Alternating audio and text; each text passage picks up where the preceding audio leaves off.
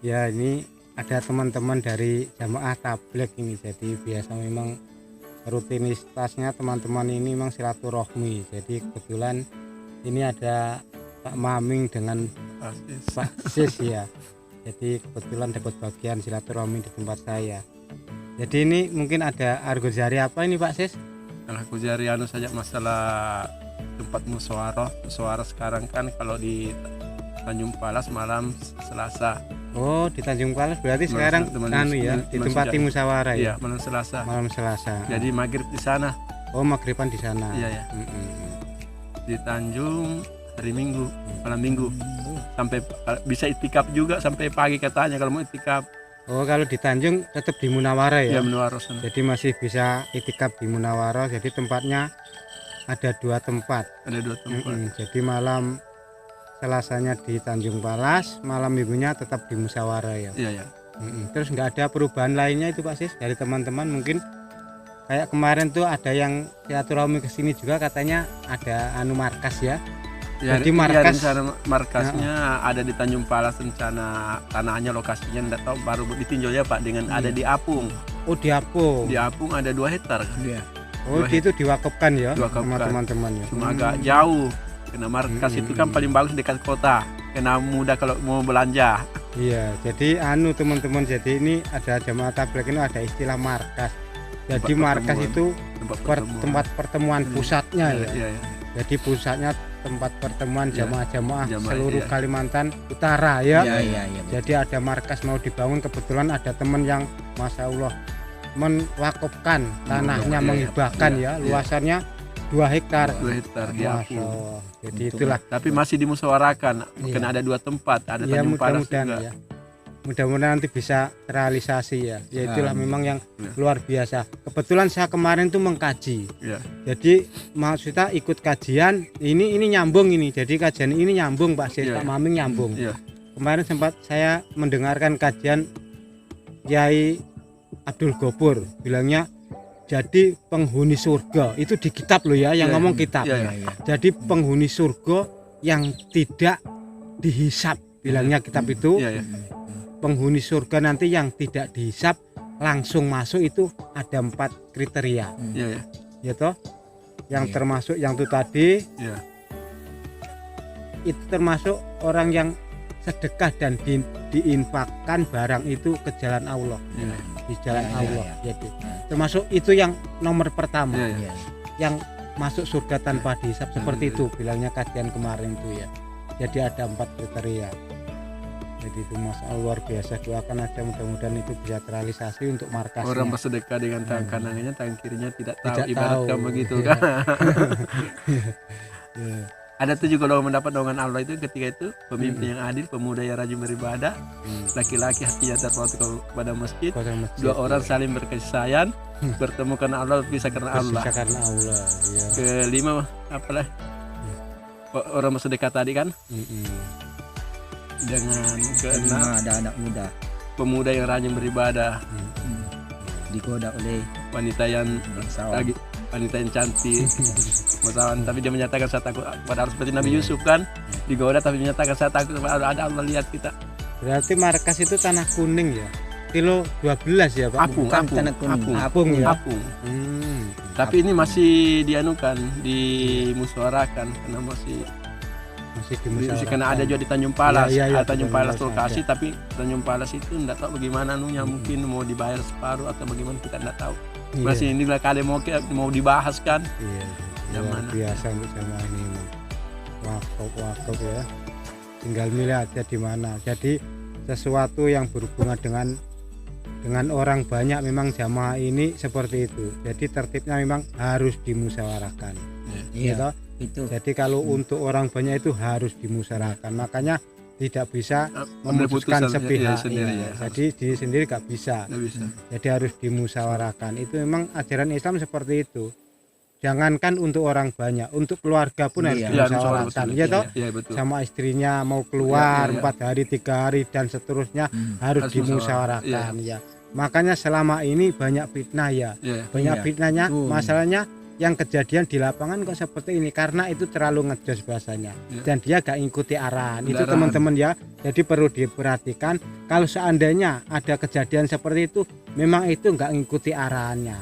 Seharusnya jemaah tabligh nggak seperti itu. Ngapa harus meninggalkan istrinya sampai istrinya terlantar itu karena nggak ngikuti arahan gitu.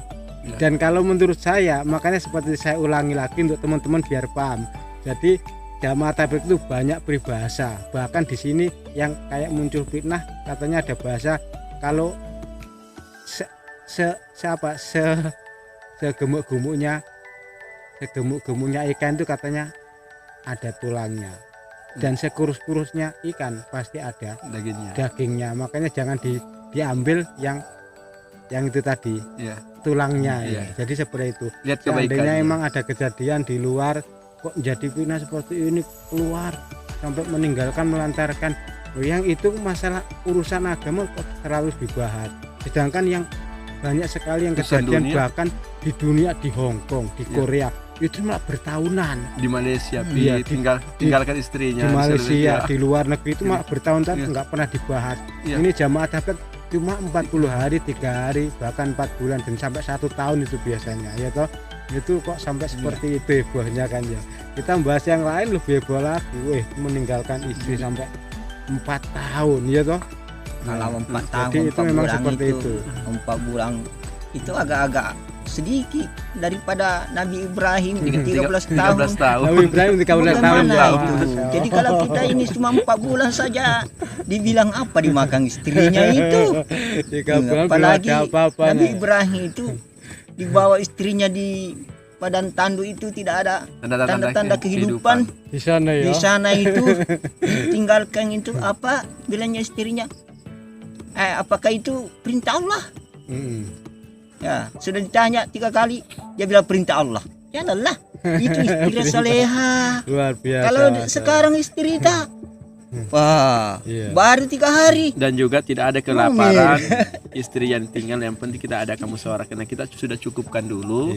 Itu pun sampai kita musyawarahkan dalam satu kota, satu kampung, setiap 1 minggu kontrol. Bagaimana istri kita bawa ke sana, tanyakan sama istri yang sudah tinggal bagaimana, ada keluhan atau bagaimana. Khusus kontrol. Kalau ada keluhan dilaporkan ke musyawarah, bawa ke musyawarah. Kalau orang sanggup 1 orang tutupi ya tutupi. Kalau tidak bisa dalam musyawarah. Misalnya kita dalam musyawarah 50 orang, 30 orang.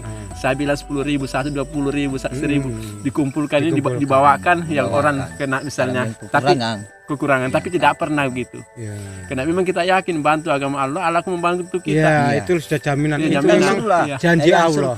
Jadi disebutkan lagi, jadi memang itulah perniagaan yang tidak ada ruginya, ya toh. Jadi perniagaan yang tidak ada rugi kan janji Allah pasti akan diganti. Cuma jangan terlalu mengharap. Tidak ada istri yang ditinggal kelaparan. Yang penting dalam musyawarahkan. Tidak ada. Musyawarahkan. Dan juga kita ini kan yakini kepada Nabi kita kan. Dia katakan dalam Al-Qur'an, laqad kana lakum fi Rasulillahi uswatun hasanah. Maka kita ikutilah kan. Kita ikuti caranya Nabi kita. Karena mau kemana kita kalau tidak ikuti caranya itu Nabi. Di dalam diri Rasulullah ada suri ada contoh yang baik, yang perlu kita ikutilah dia. Apa tadi nanti dipotong juga ini kalau yang tadi apa? Itu surat loh itu. Apa ya? Karena lakum fi Rasulullah uswatun hasanah. Di dalam diri Rasulullah ada teladan yang baik. Di dalam diri Rasulullah ada teladan yang baik yang perlu kita contohi. Contoh. Kurang lebih begitu kira-kira ini. Ya seperti ini teman-teman. Jadi jamaah tabligh itu nggak harus orang pintar ya toh. Nggak harus orang pintar. Orang yang pintar pun, orang bisu pun bisa dakwah, bahkan berjam-jam. Jadi kalau memang nggak harus orang yang ahlinya, tapi memang dia tidak ke dai ya. Kategori dai ya. Dakwah. Jadi di Jakarta banyak orang bisu sampai dia dakwah, tapi ada yang 2 orang kan ada ustadznya yang arti kan. Saya pernah ke sana sampai air mata saya menetes. Orang bisu saya bilang dakwah. Apalagi kita seperti kita ini. Tapi ada ustadz yang artikan kan, mainkan tangan. Ini Rasul kok dia artikan. Memang saya akui memang metodenya. Loh kemarin tuh ada teman yang enggak gabung jamaah tapi dia mengakui.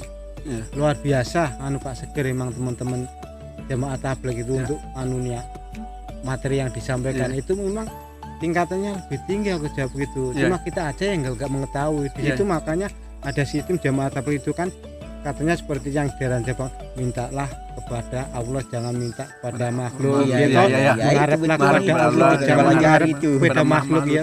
Jadi mengharap pada Allah, jangan mengharap pada makhluk. Itu surat apa itu pelajaran tingkat tinggi itu. Cuma orang dianggap sepele kayak jamaah tabligh cuma buat kompor di masjid, makan tidur.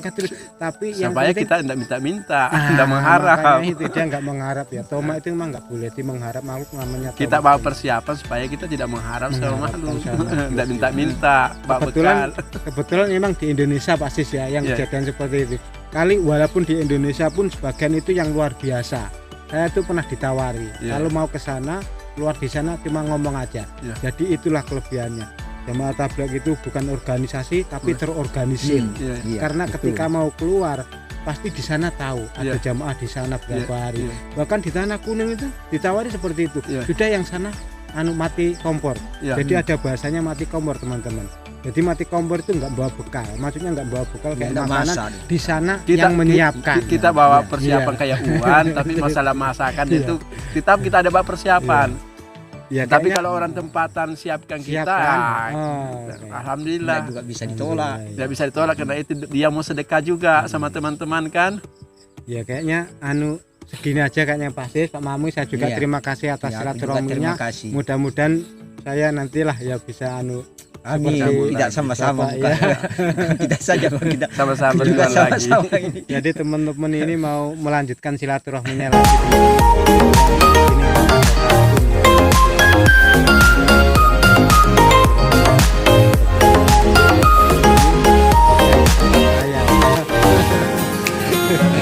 Ya udah mungkin cukup kita aja ya Pak Ami. Terima kasih.